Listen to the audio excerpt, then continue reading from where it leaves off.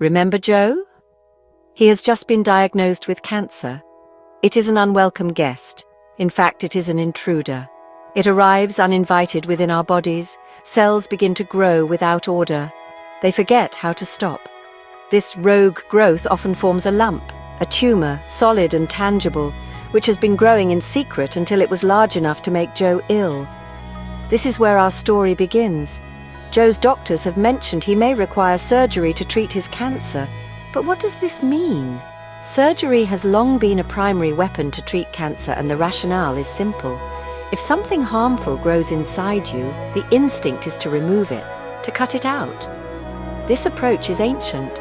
It is perhaps the oldest form of cancer treatment. Why did we turn to the knife? Because cancer often presented itself visibly as a lump or tumor. Often it could be felt, a lump, a swelling, a mass, something that was not supposed to be there. This made it a tangible enemy. Joe wants to know more about surgical options. Through some reading, he learns this is a treatment that has evolved. It has drawn on the experience and the lessons learned over the ages. To fully appreciate surgery, we must look at its history. Our journey takes us back centuries, to ancient Egypt along the Nile. Here, papyrus scrolls whisper of old medicine. They describe swellings and growths, likely what we now call tumors. There is evidence of attempts at removal, using primitive tools made of bronze. Imagine the sheer bravery of those patients, and the surgeons working in near darkness. Then we travel to ancient Greece. Hippocrates, the father of Western medicine, studied the disease. He gave cancer its name, karkinos, meaning crab. He saw how it spread, like a crab's legs reaching into tissues. He wisely advised against operating on deep tumors. He knew the limits of his art then. Sometimes the kindest cut was no cut at all. The Roman Empire rose and fell. Galen, Roman philosopher and physician, was another medical giant. He studied anatomy, dissecting pigs and apes to better understand the human body. He developed theories about the circulatory system. These early researchers laid the foundations of modern medicine. Additional knowledge and refinement in surgical techniques came through trial and error, especially in times of war.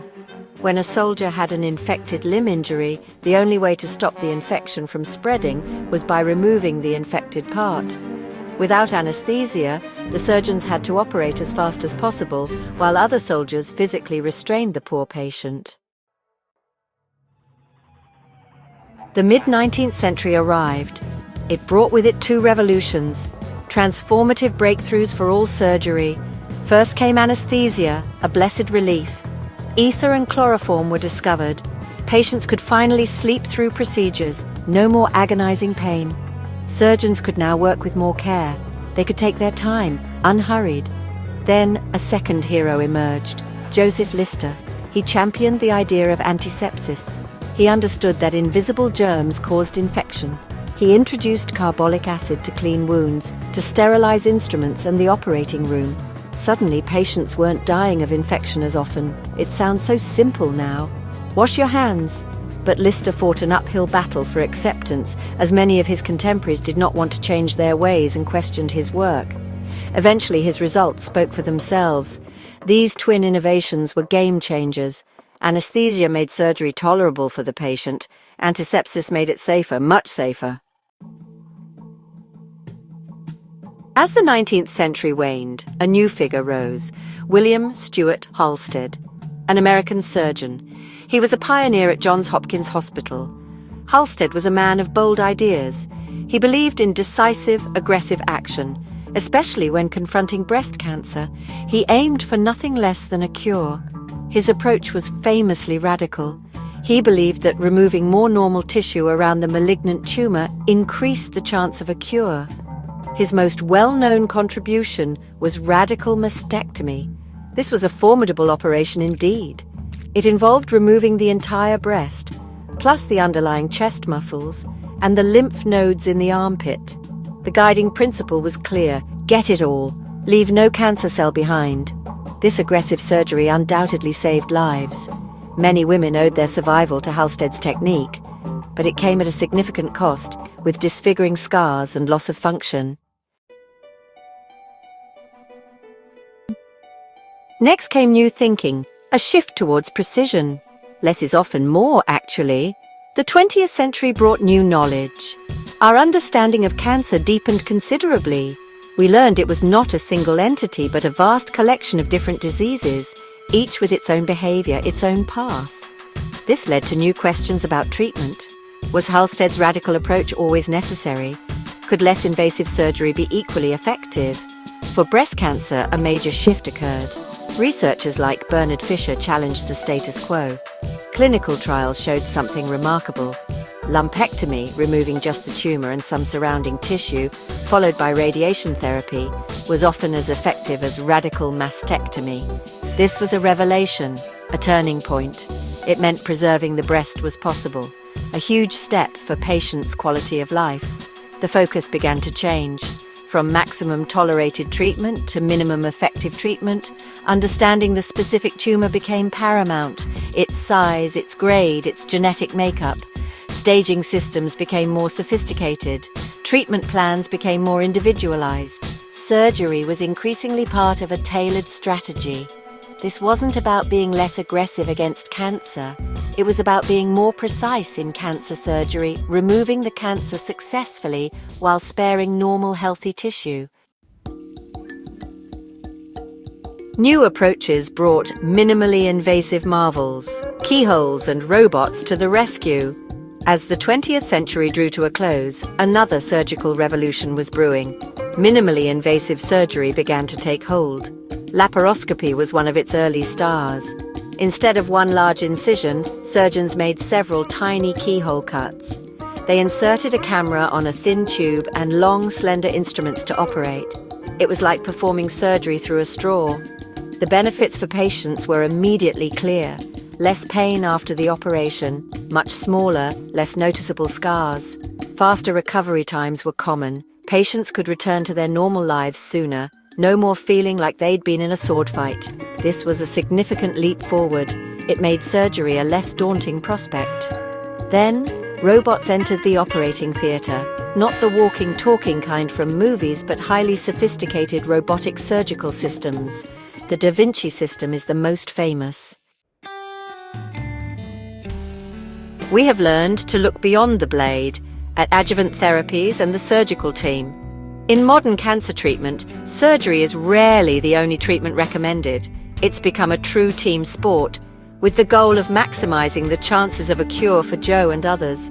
A skilled surgeon is vital, of course, but they are part of a larger ensemble. Medical oncologists who administer chemotherapy or other drugs to treat invisible cancer cells. Radiation oncologists who deliver targeted radiation for the same reason. Pathologists who analyze tissues with great care, specialist nurses who support patients every step. It's a coordinated, multidisciplinary effort. Chemotherapy and radiation in particular are crucial partners. They're often used as adjuvant therapies, meaning they assist or enhance the main treatment, sometimes given before surgery called neoadjuvant to shrink a tumor, making it easier to remove. Sometimes given after surgery, called adjuvant, to eliminate any microscopic cancer cells, those sneaky ones that might be left behind. This combination attack is highly effective. The pathologist plays a critical role. They are the unseen heroes of the operating room. During an operation, they might examine tissue samples, providing real-time feedback to the surgeon, especially on margins, the edges of removed tissue. They should always be clear of cancer cells. Now we consider the patient's journey, improved outcomes and quality of life. All these advancements, what do they mean? For the person facing a cancer diagnosis, they mean significantly improved survival rates. For many types of cancer, the outlook is far better. More people are living longer, healthier lives. They are seeing their children grow up. They are celebrating more anniversaries, more birthdays.